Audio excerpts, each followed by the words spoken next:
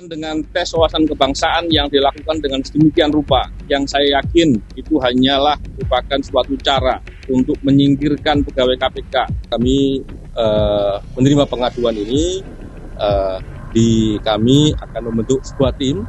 Ya, jadi kita harus pastikan dulu bahwa proses tes wawasan kebangsaan itu adalah dalam ranah kekuasaan eksekutif, di mana setiap pegawai negeri, ya, setiap orang yang hendak menjadi pegawai negeri, antara lain dia harus melewati apa yang disebut tes wawasan kebangsaan, ya. Dan soal wawasan kebangsaan ini setiap instansi punya istilah sendiri-sendiri walaupun substansinya sama. Nah, ketika Undang-Undang KPK direvisi, yang kemudian dia menjadi Undang-Undang Nomor 19 Tahun 2019, di situ ditegaskan bahwa pegawai KPK adalah aparatur sipil negara atau ASN, sehingga dengan demikian dia harus tunduk kepada Undang-Undang Nomor 5 Tahun 2014 tentang aparatur sipil negara atau pegawai negeri sipil. Nah, konsekuensi dari itu, maka setiap yang mengikuti tes, ada yang lulus, ada yang tidak lulus. Yang lulus diangkat dan dilantik menjadi pegawai negeri atau aparatur sipil negara sebagaimana kemarin 1000 lebih sudah dilantik. Sedangkan yang tidak lulus tentu dia tidak bisa menjadi pegawai pada KPK. Nah, masalahnya sekarang, mengapa yang 75 orang yang dinyatakan tidak lulus dan kemudian dinonaktifkan itu membawa persoalan ini ke Komnas HAM? Padahal Komnas HAM itu bukan lembaga tong sampah besar yang untuk menampung sampah-sampah. Ya. Komnas HAM itu tugasnya memantau, mengawasi, bahkan memberikan penyuluhan tentang hak-hak ajasi manusia, ya. Atau sekiranya ada pelanggaran HAM, maka tugas dia itu memantau dan memediasi.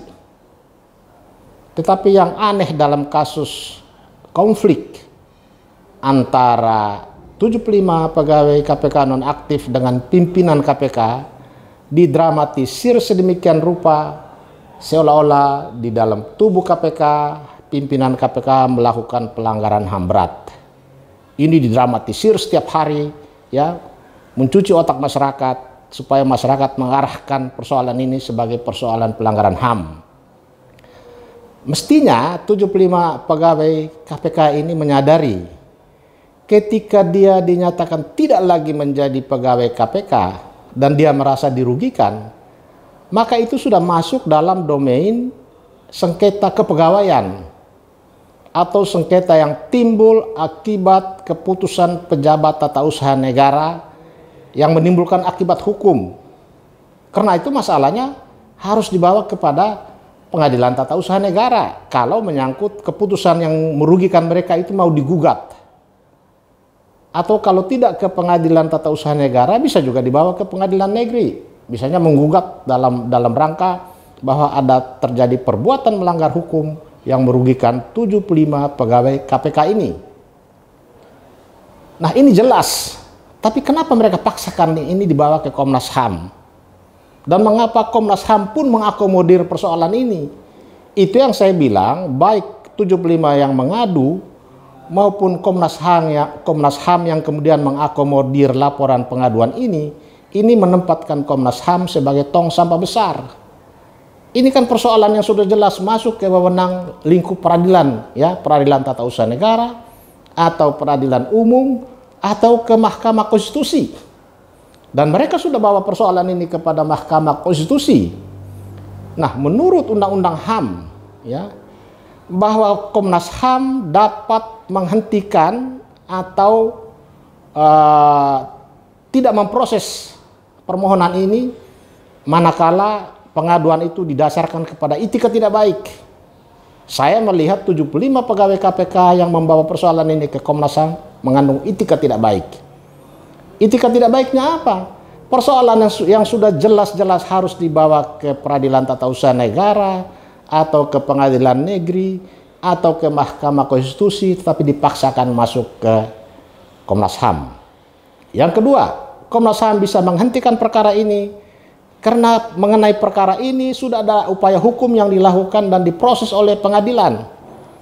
Saat ini masalah 75 pegawai KPK yang diberhentikan sedang diproses oleh Mahkamah Konstitusi atas gugatan 75 orang pegawai KPK yang menggugat pasal-pasal mengenai alih tugas, alih status pegawai ASN di KPK yang mereka gugat di Mahkamah Konstitusi.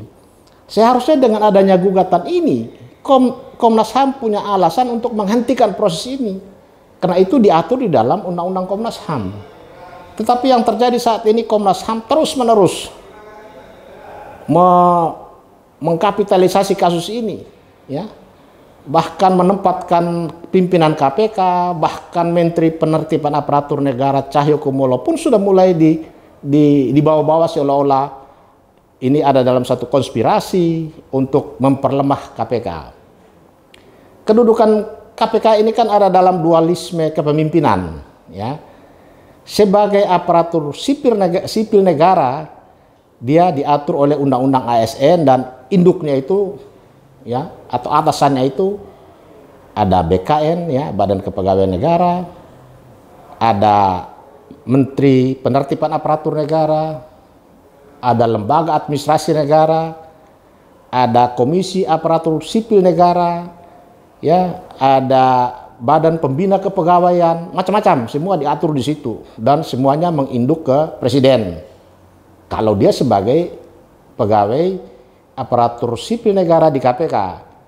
Tetapi kalau dia sebagai organ pegawai di KPK, maka dia tunduk kepada pimpinan KPK. Pimpinan KPK itu kan dijamin independensinya oleh Undang-Undang KPK. Meskipun KPK sendiri adalah pejabat negara, ya, pimpinan KPK itu dan KPK-nya sendiri merupakan lembaga negara yang ada dalam ruang lingkup kekuasaan eksekutif. Tetapi ketika dia masuk kepada tugas, wewenang dan tanggung jawab pemberantasan korupsi atau mengangkat dan memberhentikan penyelidik KPK, itu wewenang sepenuhnya ada di tangan pimpinan KPK. Nah, sehingga terkait dengan pemberhentian 75 pegawai KPK itu murni sepenuhnya kewenangan pimpinan KPK.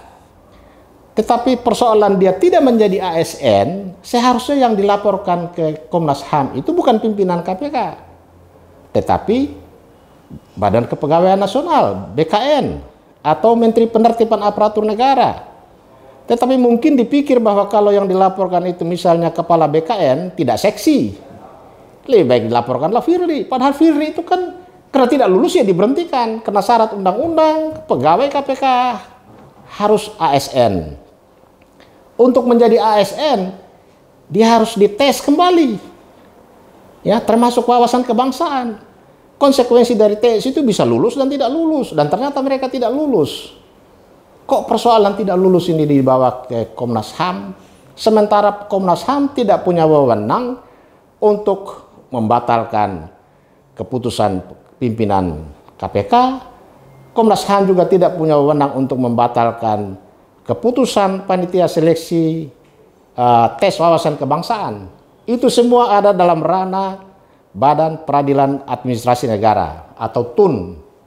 Mereka salah alamat. Yang saya katakan tadi, mereka menempatkan Komnas HAM ini sebagai tong sampah besar yang semua sampah bisa dibuang ke situ. Yang anehnya kenapa Komnas HAM juga kok menempatkan dirinya untuk menampung sampah-sampah. Ini kan laporan sampah. Ada motif politik. Saya menduga ini kan sisa-sisa daripada kekuatan yang kemarin itu menghendaki Jokowi harus berakhir di 2019 itu. Sisa-sisa kekuatan ini masih bergulir. Ini kan sudah di coupling, ya. Kalau yang diberhentikan akibat keputusan pejabat tata usaha negara, maka ranahnya adalah pengadilan TUN, ya. Di sana dia akan mempersoalkan bahwa keputusan Firly yang memberhentikan kami 75 orang adalah cacat hukum. Alasannya apa? 1, 2, 3. Gambarkan. Jadi dia harus pahami bahwa ketika dia berbicara tentang HAM, di situ muncul apa yang disebut pembatasan hak asasi manusia. Di dalam Undang-Undang Dasar 45 maupun di dalam Undang-Undang HAM itu mengatur dengan jelas. Ya. Jadi HAM itu bukan cek kosong yang bisa diisi oleh siapapun dan kapanpun. HAM itu ada aturannya, harus diperjuangkan. Karena undang-undang memberi kewenangan kepada negara untuk membatasi HAM itu. Boleh dapatkan, tapi ya syaratnya termasuk juga harus tes dulu. Dalam posisi per hari ini, Komnas HAM seharusnya menghentikan ya dan mengembalikan berkas itu dan mendorong mereka supaya menempuh upaya hukum. Di dalam undang-undang HAM itu disebut bahwa menggunakan upaya hukum yang tersedia. Upaya hukum yang tersedia itu apa? Bisa gugatan ke TUN, bisa uji material ke Mahkamah Konstitusi, bisa menggugat ke peradilan umum. Toh banyak juga yang tidak lulus tes, banyak juga pegawai ya karyawan swasta dipecat oleh perusahaan ngadu ke Komnas HAM. Juga Komnas HAM jarang kita dengar dia proses. Tapi kenapa ini dia lebih tertarik kasus ini dan memblow up ke publik? Ini kan ada sesuatu yang ada hidden agenda.